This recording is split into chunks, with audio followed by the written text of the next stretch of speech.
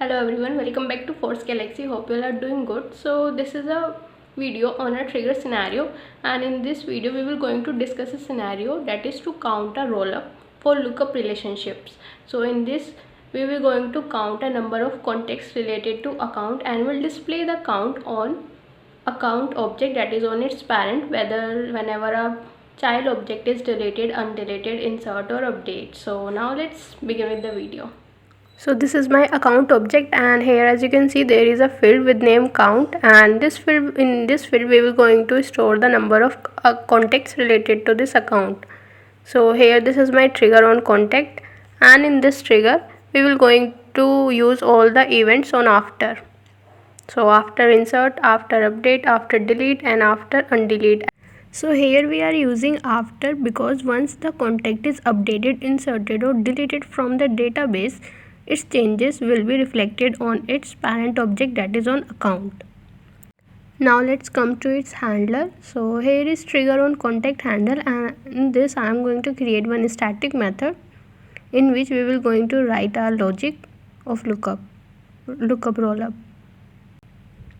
So here let's write our condition in which my function should run. So whenever the trigger is after and any of the event from insert, update, delete or undelete, it will going to execute my function. So now here we need to pass parameter in this function. So as you can see my trigger is on all 4 event, so we need old value and new values also. So in the parameter we will pass trigger.new and trigger.old so as to access both old and new values and perform my rollup for contacts on account. So here list of contact with new list and list of contact with old list. So new is basically the changes which we made, and the old is with which values it is already saved in the database. So let's proceed further with our logic. So first we will check which of the list has value. If my insert event is fired, then my new list will have value, and if there is a delete, then my old list will have value. So now first let's check the list value. So if either of the list has value, my main motto is to collect all the account IDs so as to update on the parent object, that is on account. So here let's create a set and on which we will going to collect all the account IDs of the contacts which are updated or deleted.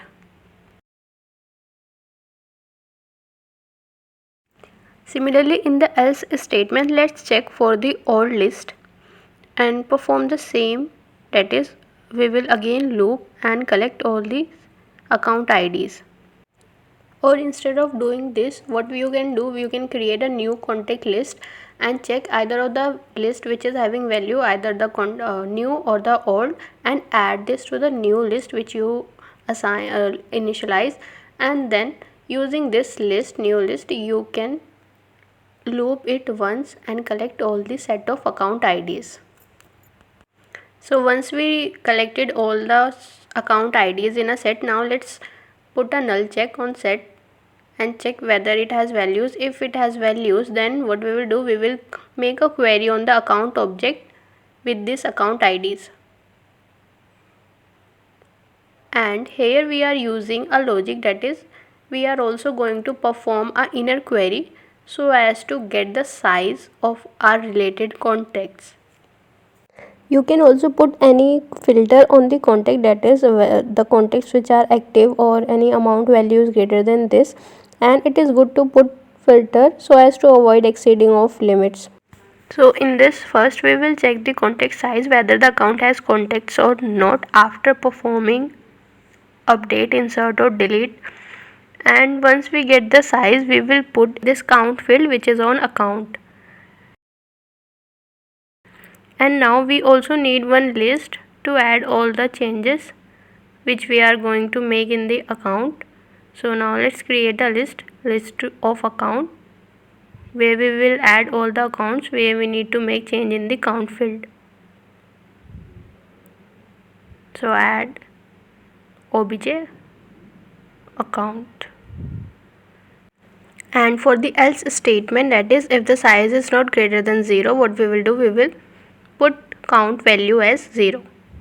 Now our last step is to make a DML on this list of account, as the trigger is on after, and we need to make an update DML on this list where the all changes are added. So this is one of the solution to get count of its child object on parent. Now let's test this scenario. So initially, as you can see, the count value is 0, that is nothing is here. And now let's create a new contact.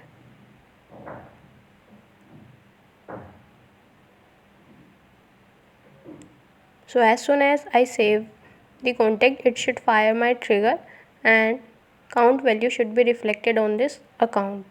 So now let's check. So as you can see, the count is increased, or the value is 3 now. So now if I delete a value, then again my trigger will fire, and you can see the changes in my account count value. So here it is 2 now. So now let's delete all the records. So as soon as I delete all the records, again the trigger will fire, and now the counter value should be 0. So here, now let's try this with the records which are deleted. Now let's make them undelete again. So from the recycle bin, I am going to make them add again here. So now trigger will fire again for the undelete action, and now let's refresh this, and one contact should add it, that this is added, yes, and my count value is also increased to 1. So here, as you can see, it is now 1. So, and for update, as we have not put any filter on the contact when we are making inner query, so there is no use of making or running it on a update event. So if we put any filter that for the contacts which are active and for the amount which is greater than something, then it will work for the update also. So this is one of the way counting number of child records and display on the parent for the lookup relationship. Now in the next video we will use the same scenario but using the aggregate query. So stay tuned till then, take care, goodbye.